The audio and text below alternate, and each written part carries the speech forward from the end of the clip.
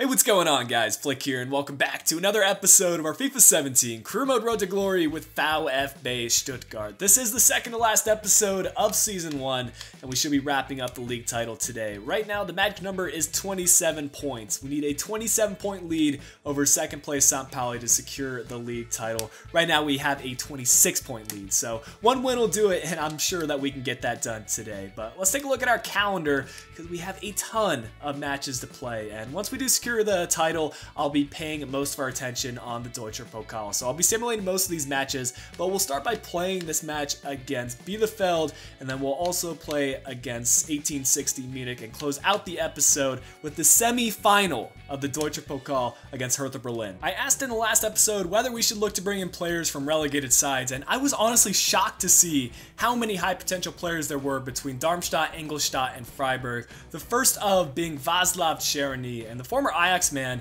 is now playing for Ingolstadt, and he could be a great addition to our team because we have a couple of loanees departing at the end of the year, like Asano, so we're going to be in dire need of an outside midfielder. But the same could be said about Yarlan Barrera. The Colombian four-star skiller can play in the midfield practically anywhere. He could play centrally for us, but with his four-star weak foot, he could play also on the left or right side. Speaking of left midfielders, we have Vincenzo Grifo, not the quickest of midfielders, but he has some decent technical ability. He's only 23 years old, so he has some potential ahead of him. But moving backwards, we've got more of a central midfielder in Pascal Gross, 25 years old, so he's pretty established there in the Bundesliga, has some experience to offer and some great technical ability. And I also wanted to shortlist a couple of center backs. We're pretty good at the center back position right now, but if Baumgartel does decide to leave, then we're going to start being a bit more weak at that position. So I want to have these options available if that situation does arise. Marc-Oliver Kempf would be a fantastic replacement. 22 years old, tons of potential ahead of him. And we also have another Freiburg center back in Charlar Suenja. Again, I believe he has the great potential stats. Yes, he does. He's a pretty strong center back, and either of these Freiburg center backs could help improve our side. Before getting into a squad report and a training update, we'll do our first simulated match, and again, this could secure the league title for us. Dresden are not in the best of form, and already they've missed a penalty kick.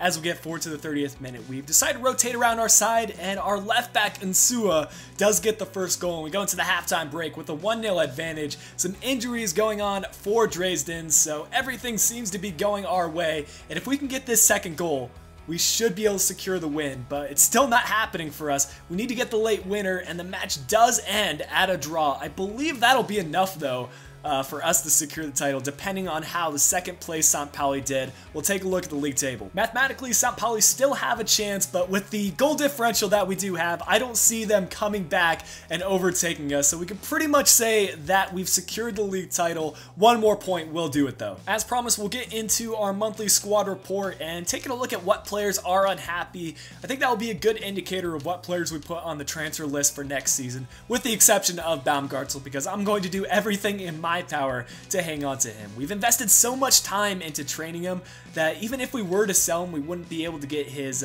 peak market values, so we would probably have to sell him off at a discounted rate to one of the bigger sides like Borussia Dortmund or Borussia Mönchengladbach. Here's a look at our training for this month. We're mostly working with defensive-minded players in Onguene, Pavard, and Gergic, but we've also got our two youth academy players in Cortez and Nunez. We have our final scouting report attached from Denmark, and I will not be reassigning this scout because I want to make sure we have our scouts available for the start of next season, and with us only having one episode left this season, it just doesn't make sense to me, and we've already found a couple of decent players through this five-star scout. I'd like to add one from Denmark, and we might have one in Christopher Clausen, 71 to 94. Unfortunately, his value is too low, so we will not be adding a player from Denmark in this scouting report. Because we decided to rest most of our starters for the simulated fixture, we have a fairly strong starting 11 for this match, and I'm actually glad that we'll be able to secure the league title in a match that we're actually playing rather than a simulated fixture. I think this team can do it. Even better yet, we'll have an opportunity to clinch the league title at our home ground here at the Mercedes-Benz Arena. Oh, that's a great ball, played out to the right, and here's Hemline, cutting it back in the middle, crossing it now, and well done by Jean Zimmer to recollect and get us here on the break. We've got a few options, and again, a nice ball play to Zimmer. He's looking for Ginczek. We'll continue the run. And Ginczek getting inside the box, cutting it back in the middle. And that's a great tackle by the Bielefeld defense. This should be a showdown. There's Maxime skipping by defenders, spinning inside, looking for Ginczek in the middle. Had the defender not stuck out a leg, that would have been a sure goal. But again, this Bielefeld defense is playing very strong. They don't have much going forward, but they're going to be tough to break down.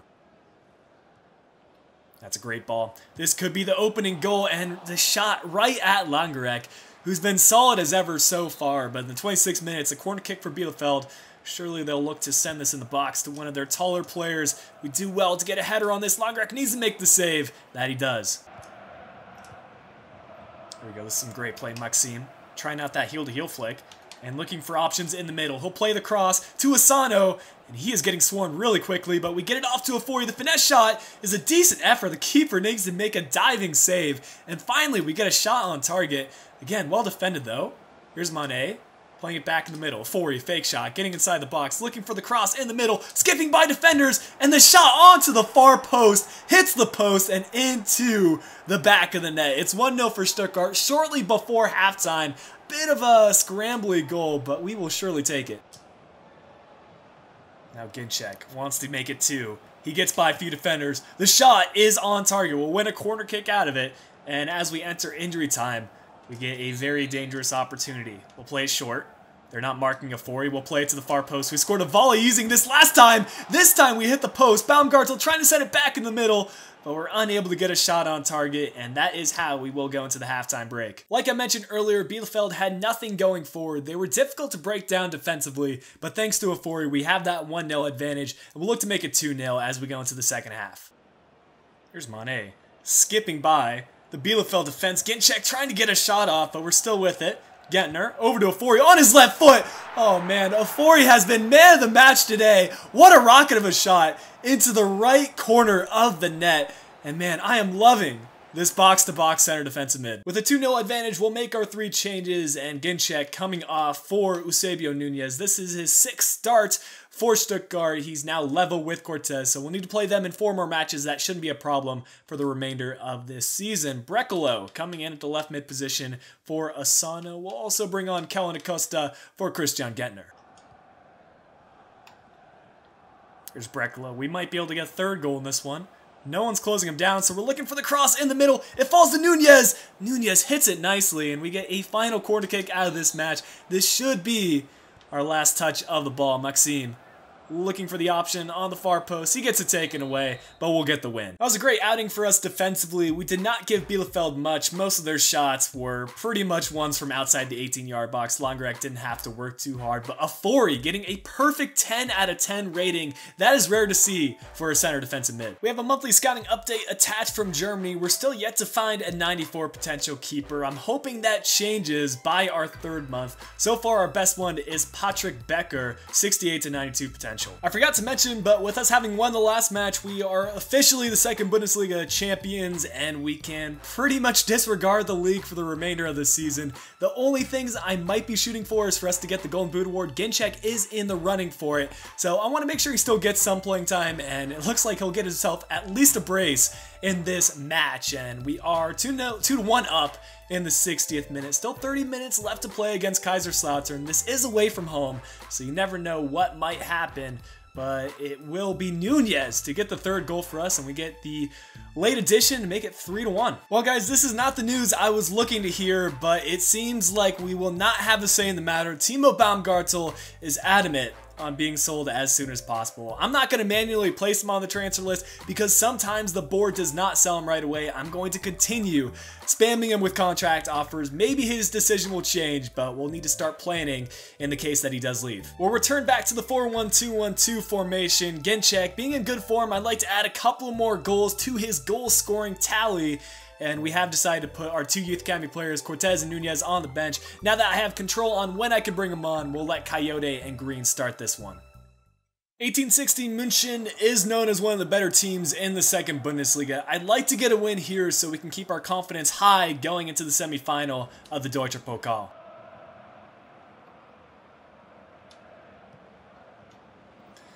Well, that is not a way to keep your confidence high, but Langerek, another huge save. I don't know how he does it, but he always seems to pull off the improbable saves, and now we can get on the counterattack. But bah, huge tackle by him.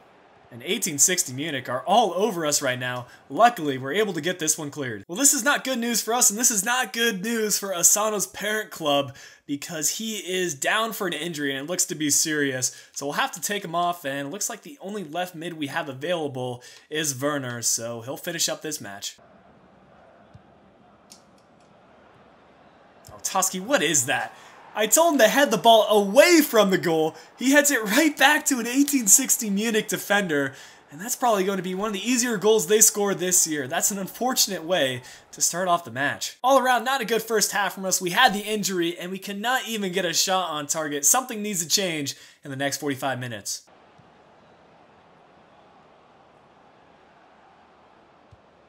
That's a great ball sent in. Christian Gentner rising up. He just got up from his injury, and he's unable to get that header on target. That's a prime opportunity, and it's wasted. Looking for Maxime. Just needs to finesse it around the keeper. There we go. There's Maxime's finishing that we've come to know this season. Not the one where he's hitting balls over the crossbar. This time he just tucks it into the corner, and it's 1-1.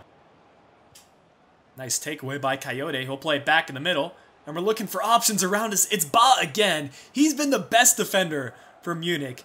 And you can see how much pressure we're applying. We've got 3 to 4 players always swarming their back line. And they're doing a great job to get it cleared. But well done by us to win back possession. We're taking it nice and slow. It's Zimmer. Over to Gentner. Now Maxime spotting out the run by Coyote. That just about worked. And we're 1 through ball away from getting this winner.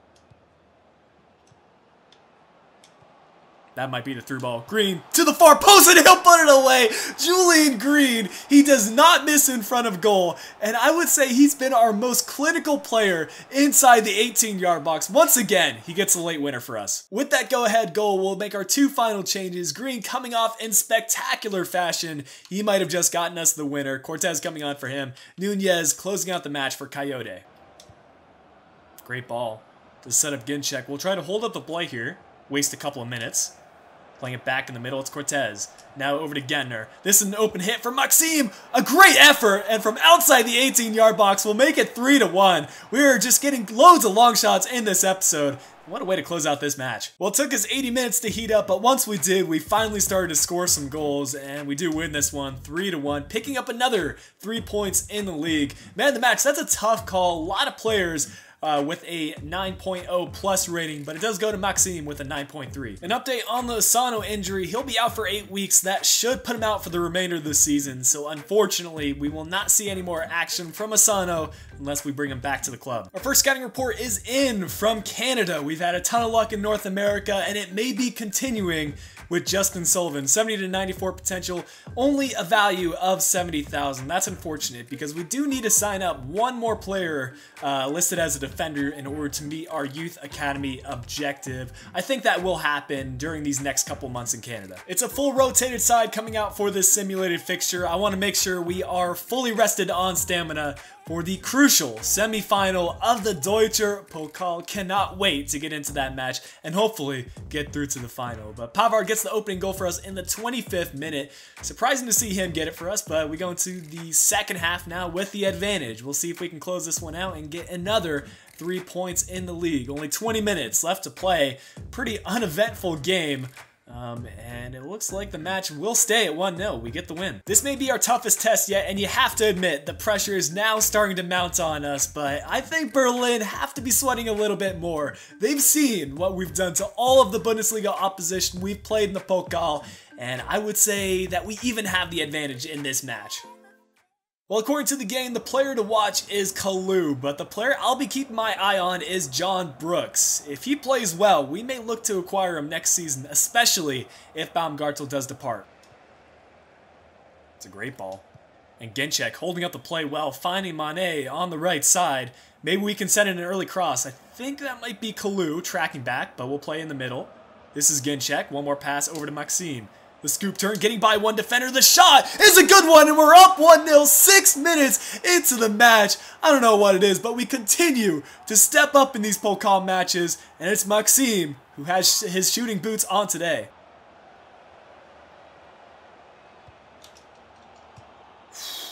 That was dangerous, but somehow we keep it from going out for a corner kick. And here's Green on the left side. A little bit different for him, but with how he's been playing in form, I think it would be unwise not to start him. And here's Alexander S1E11. Continues to be a menace on that right-hand side. And it keeps on going back to Hertha Berlin. They tie it up in the 17th minute. This is going to be a showdown. There's Coyote holding up the ball, finding Green. We're looking for Maxime in the middle. One more pass to Coyote. We'll play this across. It's an open goal for Ginczek. And he'll slot that home. Some beautiful passing play and some unselfish play by all of our attackers, whether it was Maxime, Coyote, and Ginczek, ultimately finishing it off.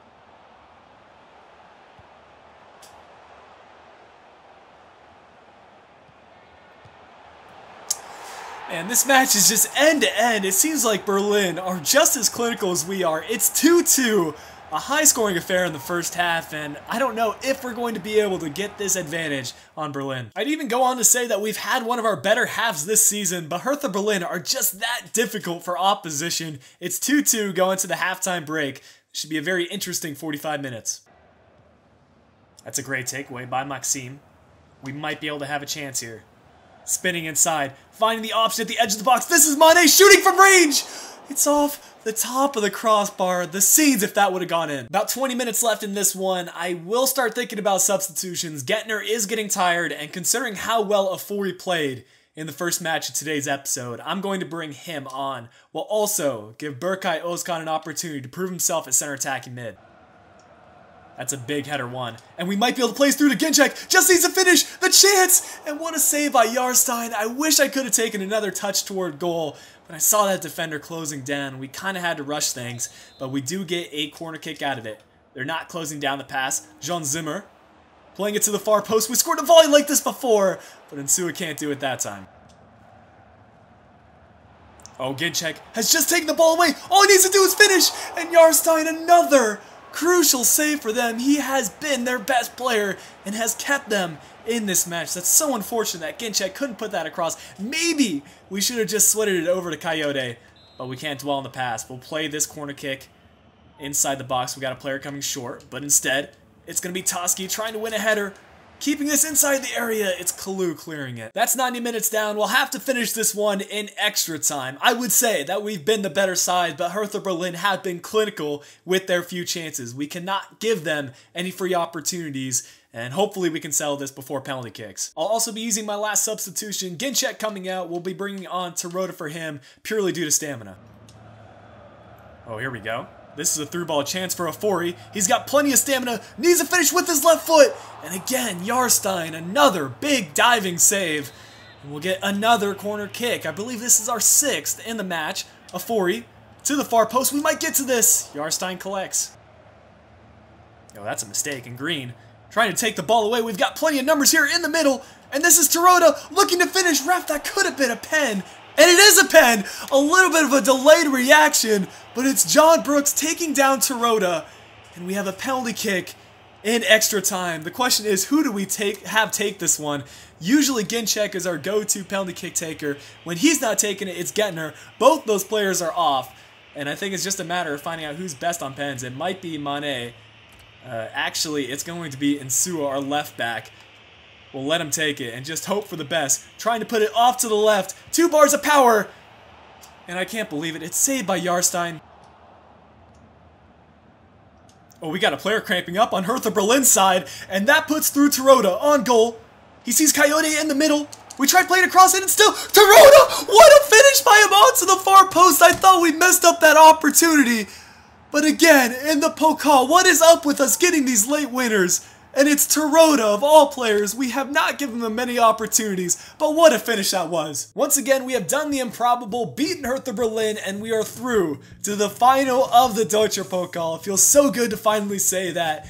And man of the match today, going to Ginczek with a 9.2. Let's play our final simulated match and see who we will be playing in the final of the Pokal. The results from the other fixture are in, and Freiburg will be our opponent in the final of the Deutscher Pokal. Some of the bigger teams have already been knocked out, like Bayern Munich, so I think we have a very good chance at winning that competition and securing a place in Europe next season. Greuther Fürth will be our final opponent today. They're in great form, but it really doesn't matter too much for us. We already had the league secured, and we are on cloud Cloud 9 right now, having gotten through to the final of the Deutscher Pokal, but still scoreless here as we get to the 30th minute, but now it is 1-1 all of a sudden as we get into the halftime break. Maybe we can get this winner. It is a home match, and I do like our chances. We're still able to bring out a fairly strong side despite having to take out some players due to stamina issues, but as we close toward the end, it's Insua to get a late goal, and we do get the win. With that simulated match complete, that will bring a wrap for today's episode. Here's what the league table does look like, but guys, I hope you did enjoy today's episode of the Stuttgart Career Mode.